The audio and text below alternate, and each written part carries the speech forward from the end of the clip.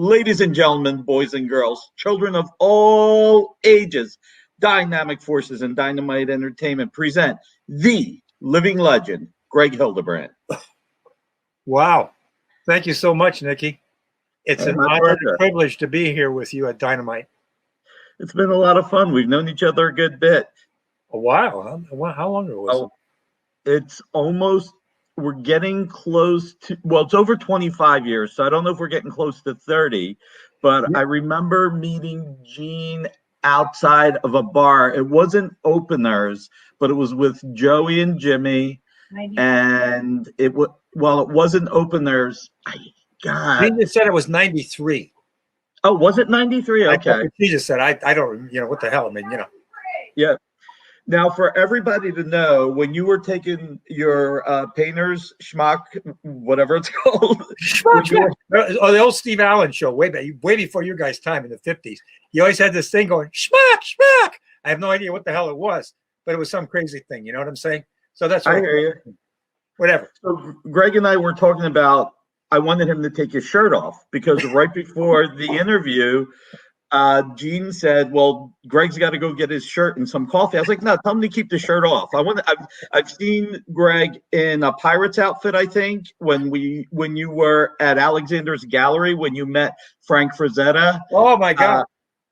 Yes, that was the day. I never met Frank, and I've been a fan for a long time. And he's on his entourage off in the corner of the big gallery. Right. And I'm thinking, how the hell am I going to go say hi to this man? And I make my way across the group, the room, and there he is, holding sway with his tux and everything, and everybody's seeing everything. And I walk up to him. He apparently recognized me. I think Ellie knew who I was too. And I walk up to Frank. I grab his hand, his right hand, and I go genuflect onto my knee and kiss his hand as though he's the Pope. You know what I'm saying? It's like, come on. It was like maybe not. Well, maybe a Pope, right? Pope, well, if he's the Pope, then you were the Cardinal next in line. Well, I started to talk, but Ellie came over, I got introduced, and blah, blah, blah. And I see, blah, blah, blah. Oh, he's one of the gods. Ellie says, there's only one God. I said, oh, is this a theological conversation? Yeah. And Ellie said, no, Frank's God. Anyway, it was cool. It was fantastic. I remember that because I went with Pam to the party, and all I knew was that Frank Frazetta was going to be there, you were going to be there, a few other luminaries were going to be there. So Pam and I got dressed up. I wore a suit, she wore a dress, and the security guard downstairs would not let us in because we weren't in costume. And we couldn't get Alexander. So lo and behold, Steve Jeppy comes downstairs to smoke a cigarette, is wondering why we can't get upstairs. And we explained it to him, and he says to the security guard, what are you talking about? He's dressed up as Don Corleone. This is his wife from Italy. Let them up before she gets blown up in a car explosion. That's great. That was great. And it was really, really, really, I mean, it was a beautiful gallery. It was great to see. It was a lot of fun. But now the second thing that I like to do, first I like to do the introduction. Second thing, my question is always this: why comics? Why fantasy? When you first started, there was so much money in anything else. And you're one of the most talented people, not that even the comics, no, seriously. You're one of the most talented people, not only that the comics industry has ever had, but any entertainment industry, sci-fi, everything. There's a reason why you and your brother are so revered and why people love you. So the question is, late 60s, early 70s, you could have done anything. You started painting sci-fi. I mean, again, you could have been working for an ad agency. You could have done anything, and it would have made more money. I never pursued money, Nikki. I never, and and in a sense, that's I mean, look at as any artist, you'll take as much money as you can get. You need it for practical reasons. You got to buy food, you got to live, you got to pay your rent, just like everybody else does. But I mean, that's never been the motivation for me or Tim. I mean, it just was never there. And why comics? It's because, hell, you got to remember, I was born in 1939.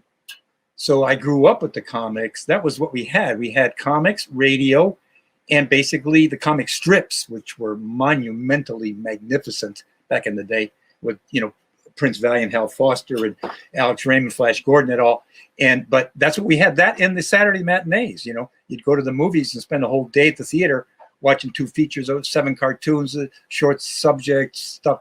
And that's comics were the main thing. All the guys that on my block in the east side of Detroit where I grew up collected comics. And if you got you'd get an extra, you'd trade them with each other, swap them back and forth. Some of the guys really were fanatic. They kept them very neatly in stacks with labels on them. So it was a whole thing. That was the main art form for me.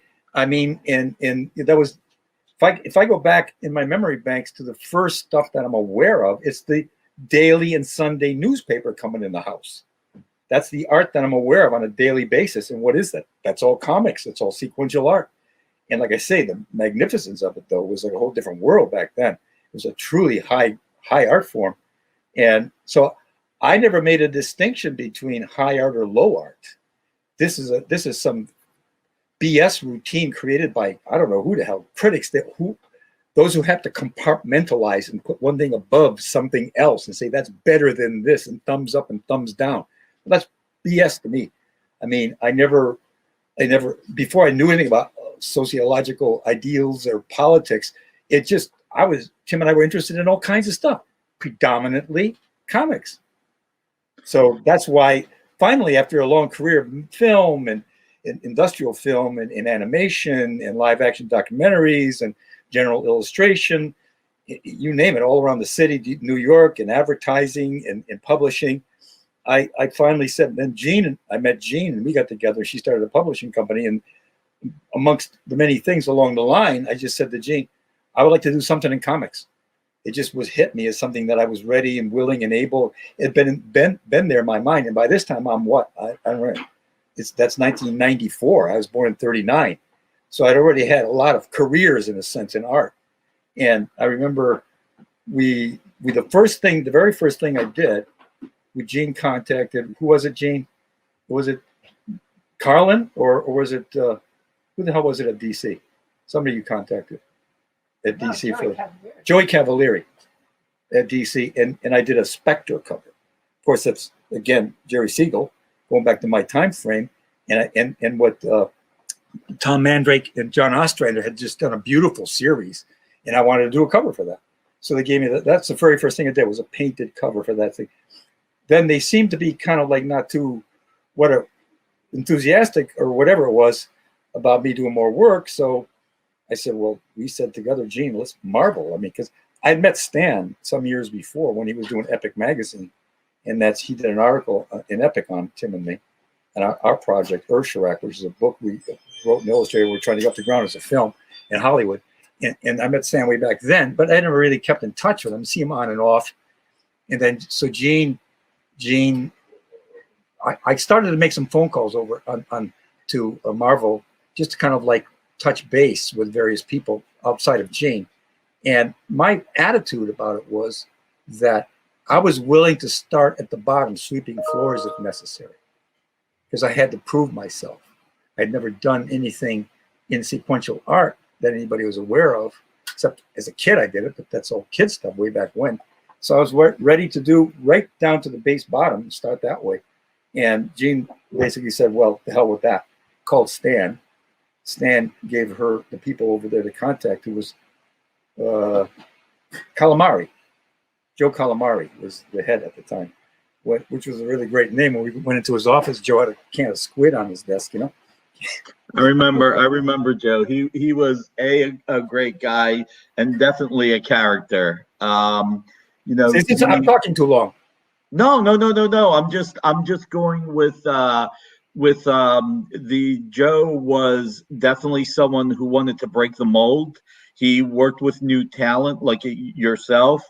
I remember when it came to Earth X, there was a funny part where, we'll just say that we helped put together Earth X, and I remember we helped promote Marvel Knights, and Joe was the guy at the forefront saying, let's push, let's push, let's push.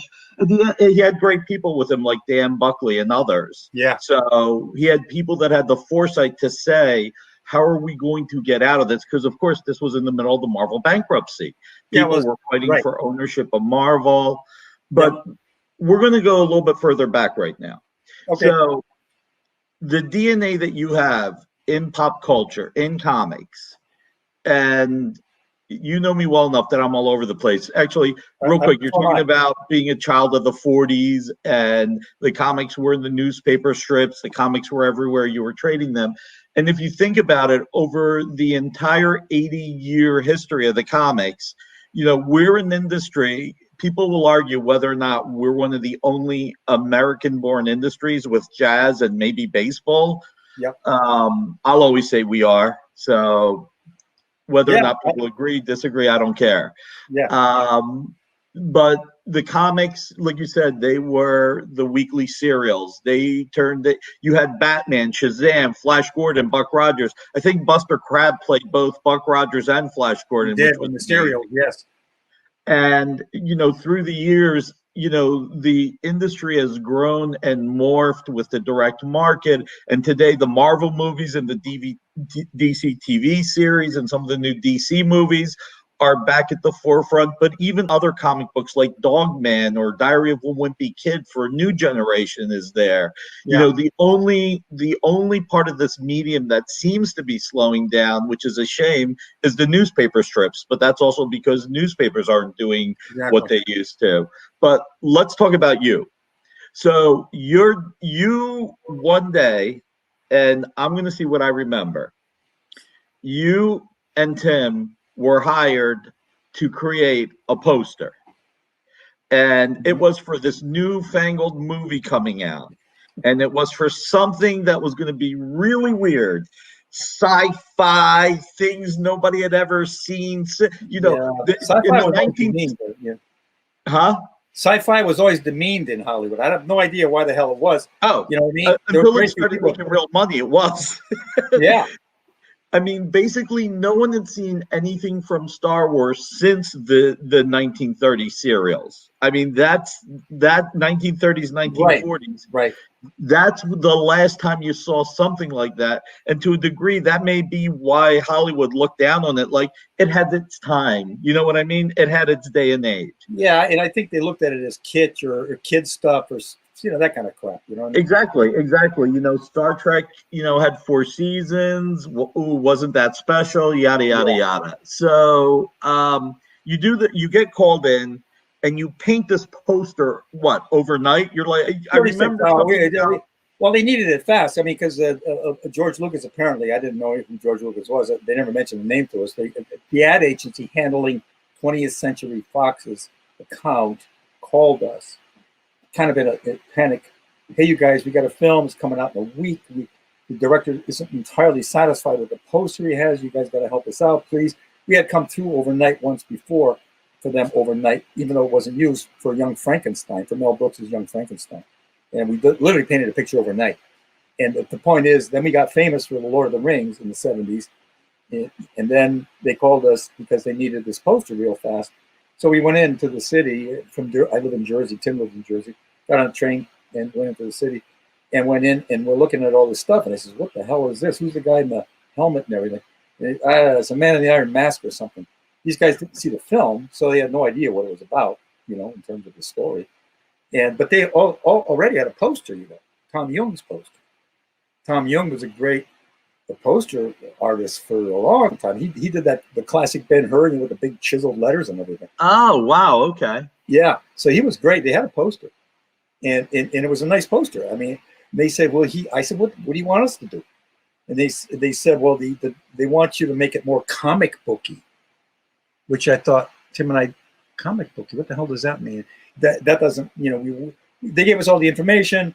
We got on the train, went back home, and we're discussing it on the train coming back and saying, what does comic booky mean? That doesn't mean inked outline with flat colors, because at that time, that's what comics were, right? There was no really sophisticated coloring yet.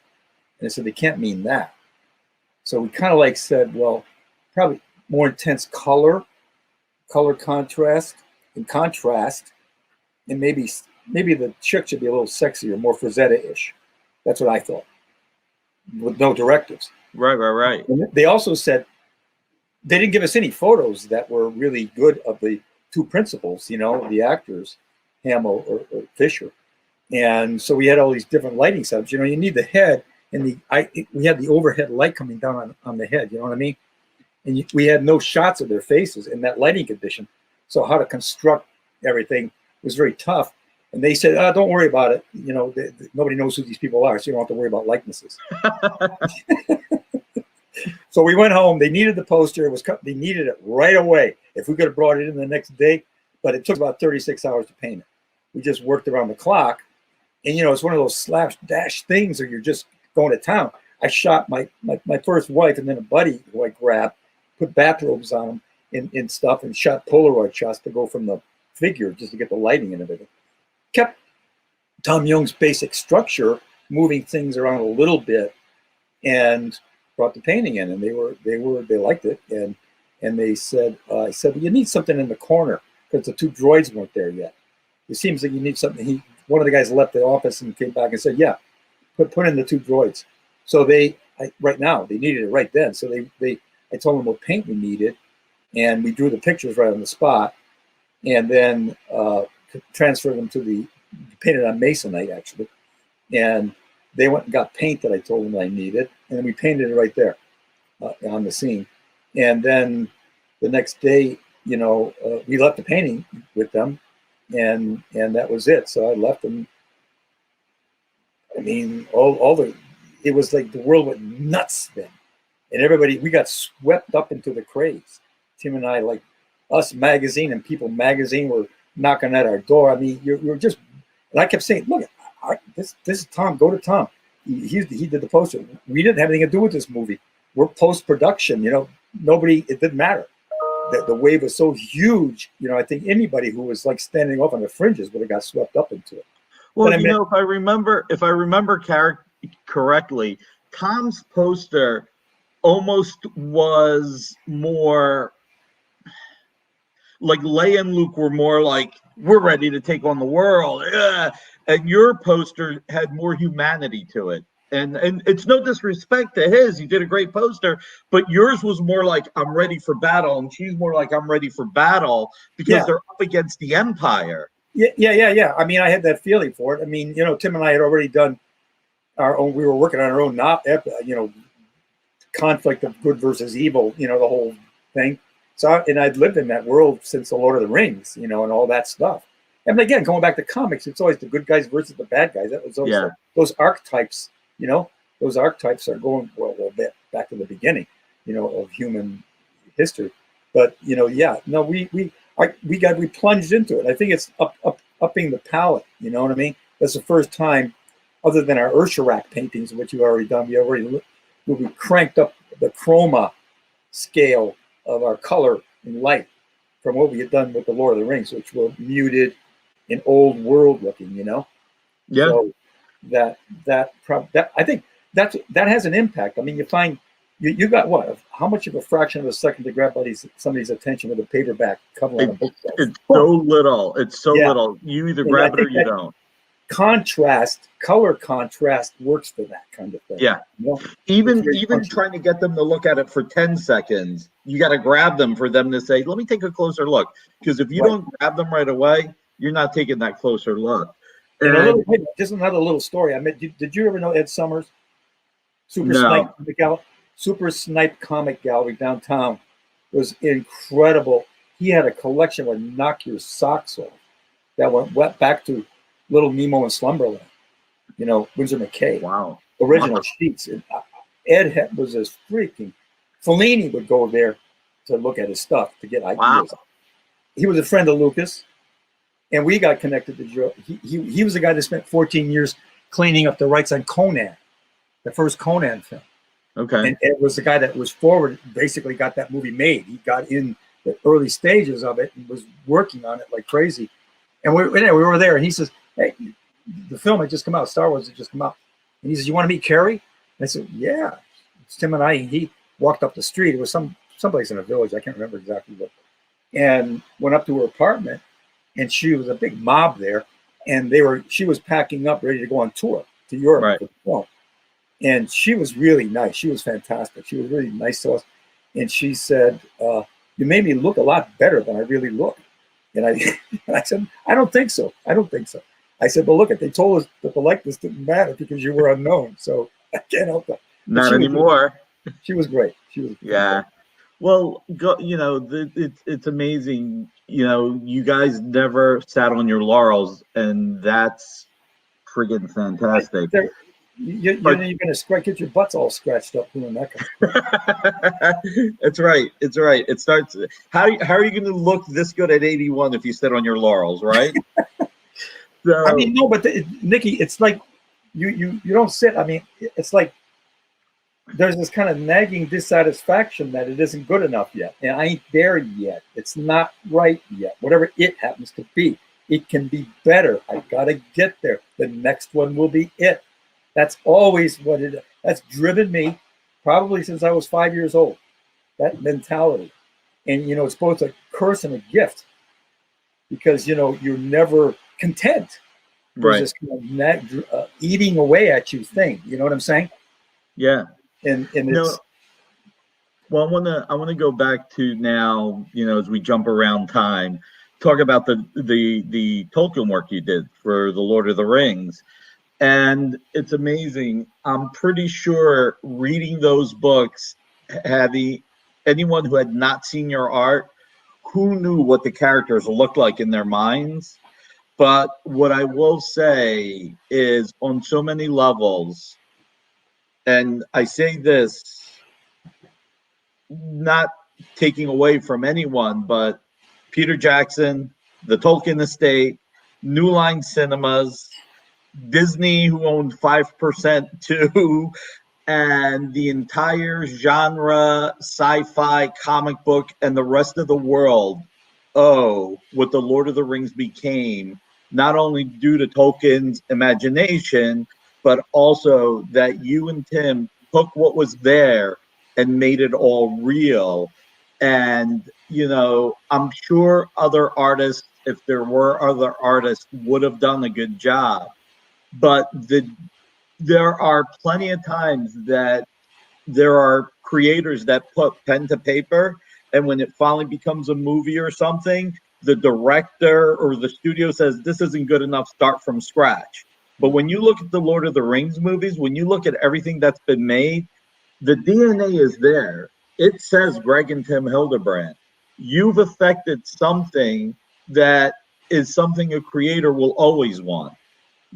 Every creator, I had this conversation with Dan Jurgens, your body of work is so incredible that, even when you're 110 and you're ready to call it a day, after 110, the work will live on forever regardless. And it's going to be something that will always be there.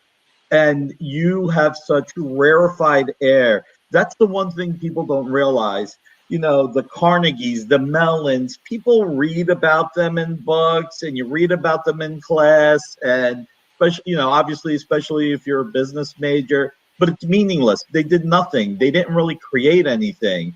People like you, just like Bob Kane, just like Jerry Siegel, just like Stan Lee, you actually created something that touches someone's affection and their sensibilities, and that will always be there. And what kind of feeling is that? Well, thanks for all that, Vicky. I really appreciate that very much. I mean, kind of a feeling is that. I mean, I always I wake up every morning thanking God, thanking the universe that I'm doing what I'm doing, and thanking Jane, because she's made it all possible, really intensely possible, even though I've done it all my life, but she really has done it for the last 40 years. But I'm grateful for what the world that I inhabit and the kind of work that I do. I tell people, I mean, I'm doing the same thing that I was doing when I was 7 or 17 years old, only I'm getting paid for it now. And it's a great feeling. I'm not going to say it's not. And as far as the rings go, and that, Howard Pyle, grandfather of American illustration, whatever, he had told his students, NCYF, Schoonover, immerse yourself in it, completely put yourself in the scene, in the world, inhabit it, let it take you over. You have to live in it. And that's always been my approach, and that Tim's approach. It was the approach that Disney had, which we were hung up on. Disney Animation, one of the animators, is you create a real world. You're not decorating a page, even though page decorations are magnificent and beautiful. You're not really decorating a page. You're making a window, like into the wardrobe in Narnia, into this world. That was the effort. That's the thought process. That's the way we're thinking and being. So, that kind, and we read the books, and we totally got into that world, and so we just try to put ourselves in there, and like you're just saying, you thought so, and many people did then, because we're almost 40 by the time we did those calendars, three calendars, and you start to get fan mail.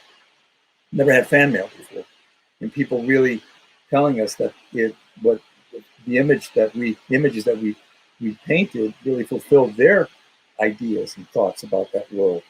And the interesting thing, here's a little side, there was a fan artist, so-called Tim Kirk, who did a calendar. Valentine was printing J.R.R. Tolkien's art, and then they printed this one calendar, Tim Kirk's calendar. And on the back of the calendar, they said, Valentine's looking for artists that want to interpret the Lord of the Rings. Tim and I were the only two professionals that showed up. Wow. All the art that Ian Summers, the art director at the time at Valentine, had in his office were fans, so-called fan art, you know what I mean? High school kids, college kids. That was it. No professionals showed up. And I can remember, too, at that time, the head of the Society of Illustrators I met in some event was sort of like, we were just starting the first calendar, and he was looking at one of the paintings, and he's, what's this? It looks like, what's that guy's name? Franzetti? And he had this disdainful attitude towards fantasy art. And that existed at that time. I couldn't figure what the hell it was. Fantasy art, epic mythology, goes back to the beginning of the human race, for God's sakes, Yeah. And I couldn't figure out what the hell the issue was, but there was this prejudicial attitude, even amongst illustrators, professional illustrators and artists, that this was like something you don't want to get involved in. It's kids' crap, it's bad taste, it's something. I don't know what the hell it was. Well, people who are stuck up like that, what it really comes down to, in my opinion, is it's people want to put everybody else down just to prove that what they have is better. Right. Like you said, art is art. It doesn't matter. You don't need to snub your nose at it. And there's no difference between no Kniff and Botticelli to me. I mean, it's all great art. It's all great art. And, that's one thing. Hopefully we'll get this scrolled at the bottom also, www.spiderwebartgallery.com, because that's Gene's website and we should promote it. One of the things, speaking of people that look down or don't respect something, you and Gene really respect your entire fan base. Every fan is important. You try and be fair with everybody. You're not one of these artists that says, oh, my art can't be sold. I can't release anything for under $1,000 because, oh my God, what kind of people would buy that? I need only the best to buy it. You're like, hey, we got somebody for something with a budget for $30, and we got something for somebody with a budget for $30,000. Exactly. It doesn't make a difference. I just want the audience. Not at all. I mean, you look at it, I'm still a kid on the east side of Detroit. I'm still that kid in a blue collar world, working mid-class neighborhood. That's still the same to me. I'm no better than anybody, and nobody's better than me. And Jean's got that exact mentality. She always had it, and I always had it. My mother raised me that way. Her parents raised her that way. There's no one better than you. You're better than no one. We're all equal. We're all equal here on this planet. We're all made out of the same stuff. We're all going to end up the same way. Why play up to anything? I refuse it. Against my ethics, my philosophy, everything. There's nobody whose shit doesn't stink. And that's just the truth. That's just it. And again, you guys are open. I think there's a reason why when you do comic conventions, you make yourself available to all the fans, and I they're love all they're all it. there. And I don't even think you think of it like today's $30 fan will be tomorrow's $3,000 Not fan. the least. I'm Yeah, excited. If somebody comes up, I'm working. I love Gene set it up so that when we were doing conventions, and hopefully we'll be doing them again, I paint when I'm there, and I just love the enthusiasm of people. And I'll ask them what they think. What do you think of and take their input right on the spot. And just the interplay with people is fantastic. And I love all the cosplay people, because I'm still a costume guy. I've used costumes in what I do, my work for years and years and years. I made them as a kid, just enthusiastically as all the people that go to cons. It's always been there for me. So I love to play with them. You know what I mean? It's a lot of fun. So it's keeping the kid alive. You have to keep that internal kid alive. well, exactly. It's not just immaturity that keeps us young. It's That's right. it's not just immaturity. Right. It has a lot to do with it, but not 100%. No, I know. That's the one thing we do enjoy what we do. And I'm really happy to see that you've started to do your own weekly web shows. Yeah. What days do you have those? I think on Thursday. What Thursday. time, Gene? 4 o'clock? We're starting to do our things, our live things. Thursdays at 4 o'clock. Thursdays Yeah, at we 4 just started o'clock. that. We've only done, 2 or 3 of them.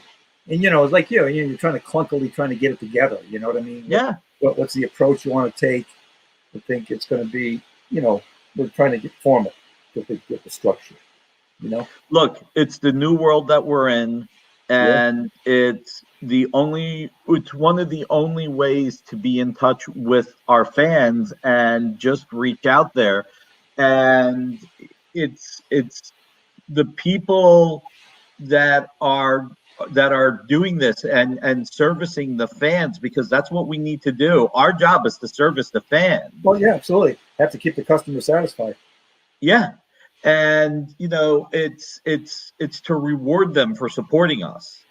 To me, art has always been a two-sided issue. Me, and then those who are looking at it. Once it's out of my hands, it's over with. Now the viewer completes the job. Yeah, that's got to be the hardest thing. The hardest thing as an artist is when you have a deadline. The deadline's a plus and a minus. The deadline says, I finally got to stop, but you're sitting there looking, saying, if I had a little bit more time, I could change that. Well, yeah, there's always that. That'll never stop. When the picture, but the worst thing in the world is you look at it, it's in print now, it's dead, it's over with. You can't do a damn thing about it. And you say, oh my God, holy crap, I can't look at that. Because you see all the stuff that's wrong with it. Right. Fortunately, nobody else has got your eyeballs, but deadlines, I've always loved deadlines. To me, it's like something I've lived on. I've been doing it professionally since I was 18 at the industrial film producer in Detroit, Michigan, the biggest in the country, in fact. So, deadlines to me, those are, it's like you work it, there's, your finishing line, you plan out what it is you got to do to get to that finishing line, and you simply do it. And the bigger sometimes, in the past anyway, maybe the more challenging deadlines were the worst ones, like the Marvel Masterpieces trading card set. We had 160 paintings to do in 6 months painting plan. Wow. I had them all laid out already. That's a painting that's a painting every day and a half. Yeah. And you're literally like, remember the Charlie Chaplin thing in the bakery, you know what I mean? Yeah. It's like that. And there's an excitement about it. You do stuff that way. If you had like a week to do a painting, it would be completely different than a day to do a painting. So you're making hasty decisions in terms of sometimes, certainly for, I think, that genre, at least the approach that we were trying to take back then in the 90s, right? It aided it. It added to it, that it's the speed, because you're working in the same way that the original comic illustrators were working. Their deadlines, Yeah. It's so amazing. When you look at the industry, Howard Chaykin did the first few Star Wars comics for Marvel, and they were a job. And he did a panel once, which cracked me up. He said if he ever would have known those books would have become important, he would have done a better job on them. I say that But about the Star Wars poster. I didn't know Howard said it. He said, I said, if I would have known this damn thing would lasted so long, I would have put 2 more hours in on the painting. And that's the whole thing, because Marvel got the license and they had to put out 3 issues of the comics before the movie came out. Yeah. So it was insane. I never met Howard. We met him at last year. Was it Jink? And where was it? It was in Baltimore. And he came in singing, "Oh, what a beautiful morning! Oh, what a he's doing Rodgers and Hammerstein. And believe it or not, I like musicals. You know what I mean? Yeah. And I just joined in with him. So there's Howard and me doing "Oh, what a beautiful morning," singing together, like bellowing on the top of our lungs, like these 2 old parts. You know what I mean? Howard is definitely one of the most unique people our industry and the world has ever had. There is no one who is as unique as Howard in any way, shape, or form. We should talk about one thing since we're doing the interview now. So after a lot of pushing, begging, pleading, and a lot of other stuff. Sorry, the cats are making some noises. After some pushing, begging, and pleading, and maybe a little bit of patience, we finally got you to do Red Sonja. And we did it as a Kickstarter. Yeah. I enjoyed the hell out of that. But your idea was, how about if you take off on your... I come up with a whole bunch of pictures. Gene kept saying, nah, that's not right. And then finally we talked, right? I think that's a sequence of it. You talked, we talked, and Gene told me, I think you talked with Gene, and you said, well, how about if you derive it, would I be all right with kind of like playing with the original Star Wars poster, do a takeoff, figure it forward, and right. But that was your idea. And every once in a while I have one. It was a cute idea. And, so I replicated more or less the color setup. Yeah. And the composition of it. Well, that was fun. Well, I mean, I love painting Red Sonja, and I mean, everybody that's done it, my God, back, it's like, holy crap. She was back, Howard, right? And Roy Thomas, and the artist, Roy. See, I'm slipping. The first Sonja artist. Oh, Frank. Well, no, Barry Windsor Smith introduced her, but Frank Thorne is the person that really embodied her. Right, but I'm saying Barry Windsor Smith, basically, you're right, then Frank Thorne. Right, Barry put her initially in the silver body armor. Right. I think it was Conan 23. God, I haven't seen Frank. I met Frank Thorne 40 years ago, I think. But before he looked like a wizard. It's funny when you look back. I mean, the impression he left on Red Sonja was literally, I mean, he was having Red Sonja cosplay in the 70s. Wendy Pini won one of the contests. It's hysterical. You know, I mean, it's just life. No, Barry did a beautiful job of creating this incredible character with Roy Thomas. Even though he didn't give her the chainmail at first, what he did do was give her the attitude. Yeah. You could see the attitude in her face, like right. Like you're gonna be able to take me on. Not when I kill you, we'll talk in your next life, right? So yeah, I'm really glad. I think that whole genre of powerful women like that it's a great theme. It's fantastic. I mean, I personally never had a problem with that. I have a very powerful mother. I mean, a great. Now, I don't mean domineering or anything like that, but just a strong lady that doesn't take shit from anybody. And that's the thing. I mean, it's when you look at these women, the whole idea was that they could stand on their own. Look, even Vampirella, which we own, Trina Robbins created the costume. You'll get some people criticizing, like, oh, this is not a great way to present a woman. It's like, it's a strong woman. Yeah, exactly. Wonder Woman is a strong woman. You're in charge. Exactly. All it is how can you be a defender of liberty if you're not exuding your strength, you know? I mean, what are you gonna do? Put Wonder Woman and, well, I'm sure by saying this, somebody's gonna do a drawing saying, see, you can have Wonder Woman fully clothed. Right, or they'll criticize you for what the hell ever. There's nothing you can say in the world today that you won't get criticized for. No, I know. Not a single thing. It's like they criticized, the girls pin up in the 50s, Betty Page and it's like, Jane Mansfield and all of them, it's like, I remember, I was born in 39, so I remember the 50s, and there's great stuff about the 50s, and there's horrendous crap about the 50s, let's be honest about it, depending on, for white males, it was a wonderful world. 50s and 60s were great for white males, not for anybody else. But not for anybody else. And women's place was in the kitchen and the bedroom. Yeah. A working woman was demeaned. They were, you wearing the pants. I can remember it vividly. There was just that kind of talk. It was just that attitude.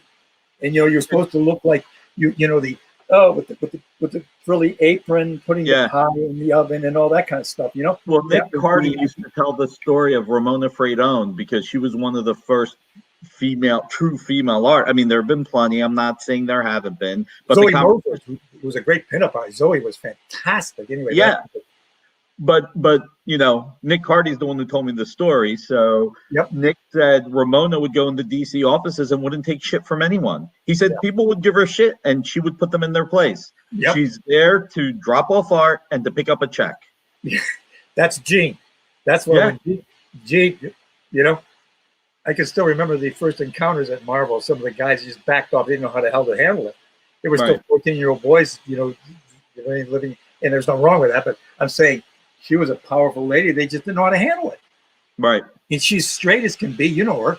She's no bullshit. She's straight. She's honest. She's right to the point. Business, Yeah. And this is fantastic to me. That whole world, I was always uncomfortable with that world in the 50s about women. Again, I guess mainly because my mom was a lady that was not like that. Well, because again, women are as equal as men. Listen, this world, we've become so much more divisive. And I know we got to wrap this up because you got to get back to everything you got. But this world has become so much more divisive. People, talk about good and evil in the comic books. The world is full of gray. The real world is full of gray. Yeah. Nothing is black and white, and I think that people try and make everything black and white, and it causes every day more divisiveness. Oh, totally. And everybody's equal, just like you were saying before. Everyone's equal. We all put our pants on the same way. We all brush our teeth the same way. We all go, we do different things in life, and it doesn't matter what you do as long as you enjoy it and as long as you treat everybody with the same respect you want them to treat you. Yeah, this world today is like, the packaging issue, right? You need to be packaged. Oh, he's a liberal. Oh, he's a conservative. Right. It's like I reject all labels like that. I'll take human being and artist. Those are the only two I'll accept.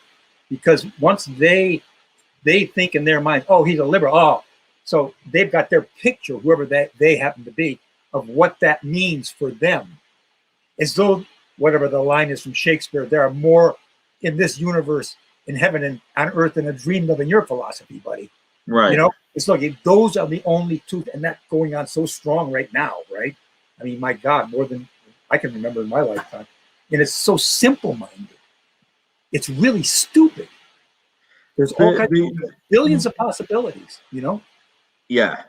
And you just said it best. I mean, the world should be so much simpler than it is. And but I want to finish, after pushing, prodding, begging, pleading, we're lucky we had a character like Kulan Gath as a villain, but he was cool. Seeing the final, it was a huge honor to see that. And it's funny, like you said, you don't do this for the money, but no, that's not my motivation. No, I understand. No, I mean, I'll take the money for sure. We need money. We all know that. I mean, I'm not a fool. That's a No, fact, Jack. but you're not sitting there saying, I'm only going to do a job that's going to pay me 50 grand. I'm not going to No, do anything no, no, else. no, no, no. You want to do the work. And I yeah, love working. you want I to do make it. sketches for people. I do comic cover. I have fun drawing. I love to do Yeah. it. Yeah. And what I will tell you, it was rewarding on two levels. Not only how beautiful it was, and not only that the Kickstarter is doing successful, and hopefully fans who are watching this, if you're so inclined, feel free to check out the Kickstarter. If you want to pledge, please do. If you want to just share it, please do. And if you just want to see how great Greg's art is, just check it out. But the one thing I'll say is when I spoke with Jean, and she told me that you sold the original right away and that you did well with it. And that's between you and the buyer, how well you did. Yeah. I was so pleased. I mean, to me, that was this hit the right thing. It was exactly, it's not just me that loves it, the world sees it. And then Jean was looking for some of the pencil designs, and she pulled the one of the designs. We put it up for $1,000. It was gone in 30 minutes. Yeah. It was literally, we sent one email blast saying, by the way, we just put up one of Greg's pencils, $1,000. Boom. Good. Well, I'm glad for you. Wow, glad for you as well. Jean's telling me she's got another sketch for you. Yeah. You've got a few more. We'll add them in as soon as she gets a chance. It's like, I draw a lot of pictures before I come down to it. Sometimes you hit it the first time around, and then you just play. Mainly, it's like fun. I don't even like to come upon it the first sketch when I'm doing something like a layout for that. I like to just draw. So I'm having fun drawing. It's like just enjoying the whole process. Well, let me end the interview with this. I will tell you this.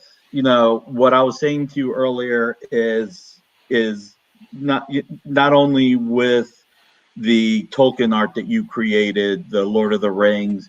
I meant what I said, where the world owes you, sci-fi owes you, fantasy owes you, all the studios owe you, Peter Jackson. But the one thing I'll say on the personal level, and since 1993, since I've known Jean and since I met you at that party, and I met Jean as well, but we didn't know each other at that point. That might have even been late 92. I think that was late 92 when I briefly met you. When I met her with Joe and Jimmy, she's right, it was 93.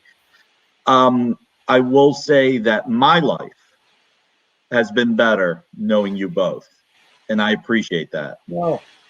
Thanks. Thank you. No, you two are two of the nicest people I know. You are incredibly talented. Jean is incredibly talented. You're right. She takes no shit. It's one of the things I love about Jean. They're short conversations.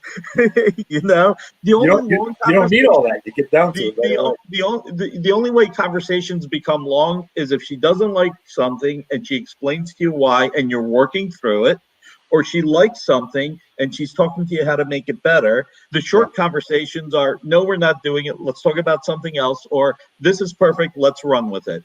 But I mean, it's all makes life easier. One of my other rights holders, Elvira, the gentleman that I work with there, Scott Marcus, is just like Jean. And he said to me once, he's like, you must hate talking to me because I say no a lot. I said, no, I don't hate talking to you because of that. I love talking to you because of that. Because at the very least, you say no, we move on, And that's what I love about Jean. If she says no, or if you say no, we move on. But just knowing you guys, period, has been a personal but also a professional high for me, and I feel blessed. Same here, Nicky. Knowing you. Thank you. We love you, and we love working with you. Thank you, and I'm glad, and we got more beautiful things to come. And audience, I'm looking forward to it. Please go to spiderwebart.com. Check out everything. There's something for everyone, and just even if you just go there and enjoy the beautiful art. I mean, I just said I'll leave it with that, but I'll also leave it with this. Greg's artwork is beyond sci-fi. It's beyond everything. I mean, you should see his pinups. They're gorgeous. There is nothing that Greg doesn't touch that doesn't affect the fans or the world. So there's a great variety, and there's more that Gene has on the website. Thanks, man. Until next time. Until the next time. Look forward to it. Thank you. Bye. Thank you, Gene. Take care.